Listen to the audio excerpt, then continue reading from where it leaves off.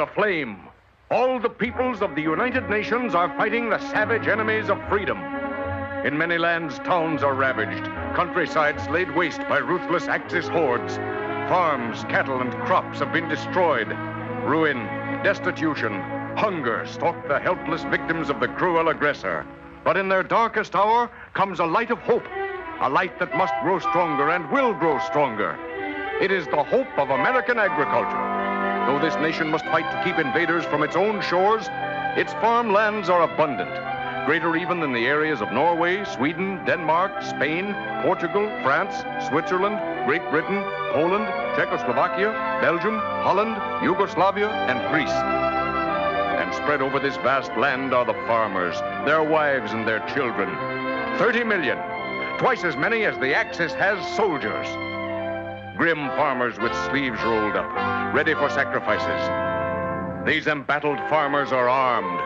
Their weapons are the panzer forces of food's battle line, farm machinery, battalions of combines, regiments of trucks, divisions of corn pickers, potato diggers, planting machines, columns of milking machines, and all these machines kept in repair by farmers and their sons under the stress of war. These farmers pouring out bumper crops to fill many a bare cupboard. The farmer with his wheat crop for this year, 52,800,000,000 pounds of wheat. If all this wheat were made into flour, there'd be enough to snow under the entire German Panzer Army. Looks to me like another Russian winter. Or if all this flour had been baked into bread, there would be enough loaves to build an Egyptian pyramid, and another, and another, and another. Placed a mile apart, they'd stretch the length of the Suez Canal. Supposing this flour had been made into spaghetti. Look at the sweater you could knit. Just a snug fit for old Mother Earth. Corn, 2,850,000,000 bushels.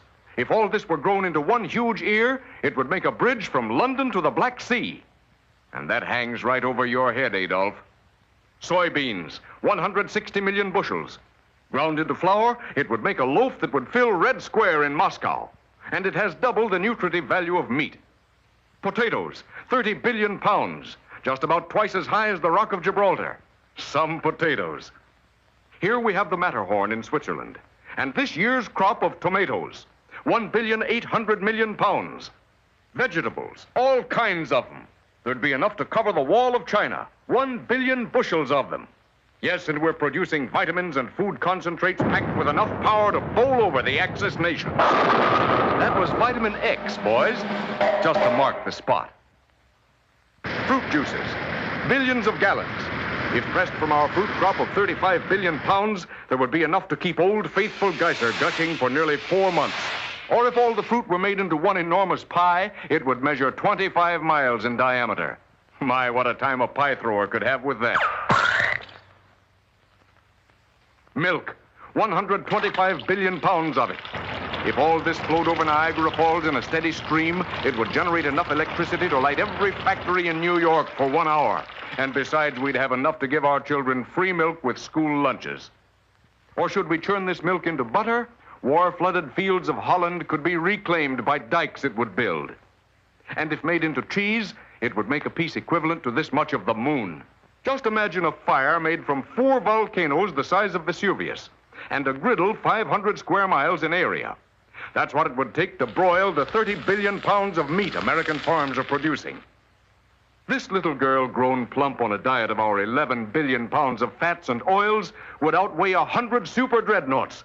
And what's more, she'd black out all of Berlin. American hens are busy too, laying 50 billion eggs.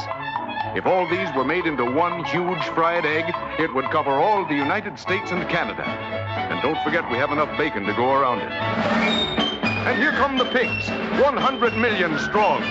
Just think of it. 2 pigs for every person in Great Britain and Ireland combined. Who's afraid of the big bad wolf? Not the farmer of the United States who works and sacrifices to fill the holds of victory ships. Ships turned out by men and women working night and day. Ships that must be fought through dark oceans where submarines lurk. Ships guarded by aircraft, more and more of them. Ships protected by the blasting fire of men of war. ships loaded with food for freedom, produced, fought through, and delivered to all who fight for the freedom of speech, freedom of worship, freedom from want, freedom from fear. Under this insignia is shipped food that will win the war.